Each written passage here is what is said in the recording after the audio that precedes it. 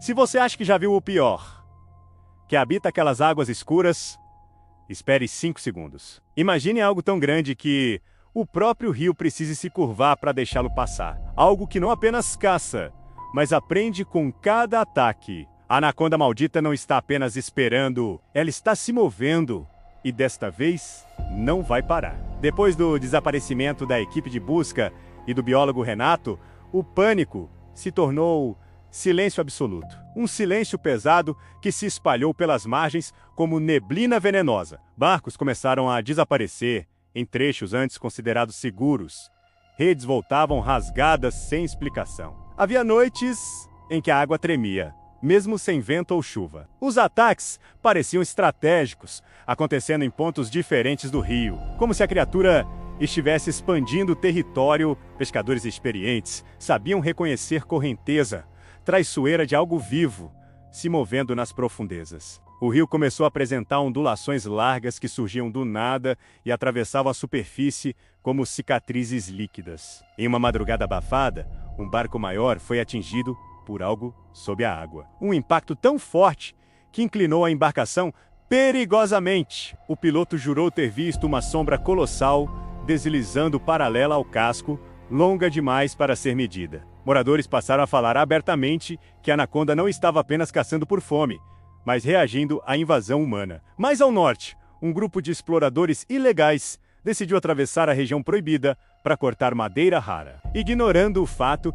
de que nenhum pássaro cantava ali e que o ar parecia mais denso do que em qualquer outro ponto da floresta. Trabalharam até tarde, derrubando árvores que ecoavam como tiros abafados, até que perceberam que o rio próximo havia ficado estranhamente quieto. Um deles comentou que a água parecia estar subindo levemente, mas o nível permanecia igual. Era como se algo estivesse deslocando volume por baixo. Antes que pudessem reagir, um dos homens foi puxado pela perna, arrastado para dentro da mata com força brutal. Os outros correram em pânico, mas não alcançaram o barco a tempo, porque a água explodiu ao lado da margem e revelou a cabeça monstruosa da serpente, maior do que qualquer pesadelo. O ataque foi rápido, calculado, eficiente. A criatura envolveu 2 homens de uma vez, comprimindo-os até que os gritos cessassem. E então começou a engoli-los com uma lentidão quase ritualística. O terceiro tentou se esconder atrás de um tronco caído, mas o corpo interminável da anaconda já cercava o local como um muro vivo. Quando o silêncio retornou, restaram apenas ferramentas abandonadas e o cheiro metálico de sangue misturado à umidade da floresta. Na vila mais próxima, relatos começaram a coincidir com um padrão assustador. Sempre que alguém mencionava planos de explorar a área proibida, na noite seguinte algo se movia no rio. Alguns passaram a acreditar que a criatura era atraída por vibrações específicas, por sons de motores ou serras. Outros juravam ter visto os olhos amarelados, observando da água mesmo, à distância, imóveis, atentos. Um jovem chamado Caio decidiu provar que tudo não passava de histeria coletiva e saiu de madrugada com uma câmera. Ele caminhou até a margem onde as ondulações haviam sido vistas com frequência e começou a narrar em tom provocativo. Durante alguns minutos nada aconteceu, até que o som do rio mudou.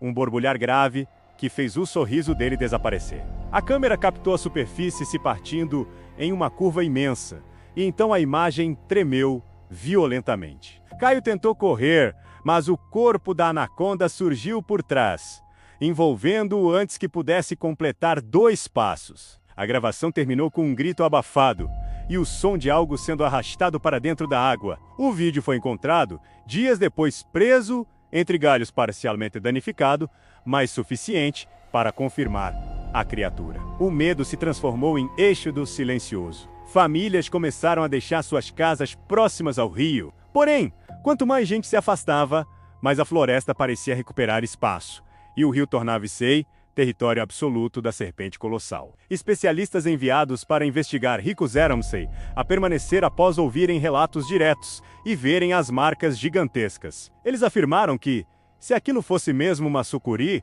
ultrapassava qualquer registro científico conhecido. Havia quem dissesse que a criatura estava migrando por canais subterrâneos, conectados ao rio principal, surgindo em pontos inesperados, tornando impossível prever onde atacaria em seguida. Em uma ocasião, uma embarcação maior equipada com refletores tentou patrulhar a área para capturar imagens mais nítidas. As luzes varreram a superfície por quase 1 hora, sem resultado, até que uma sombra imensa surgiu abaixo do barco. O piloto ordenou recuo imediato, mas tarde demais. Algo colossal ergueu a embarcação pela lateral. Pessoas foram lançadas à água, e o caos tomou conta enquanto a serpente emergia, revelando comprimento que parecia infinito. O ataque foi brutal e silencioso ao mesmo tempo, com corpos sendo puxados para baixo sem chance de reação. Apenas 2 conseguiram nadar até a margem oposta, traumatizados demais para explicar o que viram. Com o passar dos dias, tornou-se evidente que a anaconda maldita não estava apenas reagindo à presença humana, ela estava dominando o rio. Barcos menores deixaram de circular completamente. O rio tornar-se um corredor silencioso, onde algo gigantesco deslizava com paciência ancestral. Alguns líderes locais tentaram organizar uma grande expedição armada para eliminar a ameaça. Mas a simples menção da ideia coincidiu com uma noite em que a água subiu além do normal e inundou parcialmente a margem. Pegadas profundas surgiram na lama, revelando que a anaconda podia arrastar parte do corpo por terra. A percepção mudou.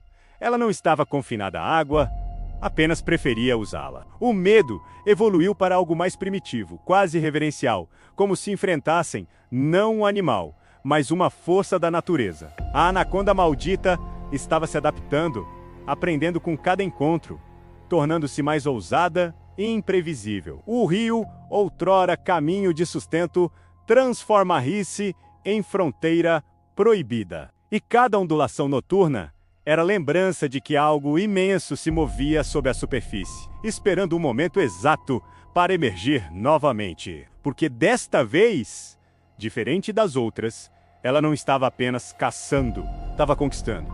E continuaria se movendo, implacável.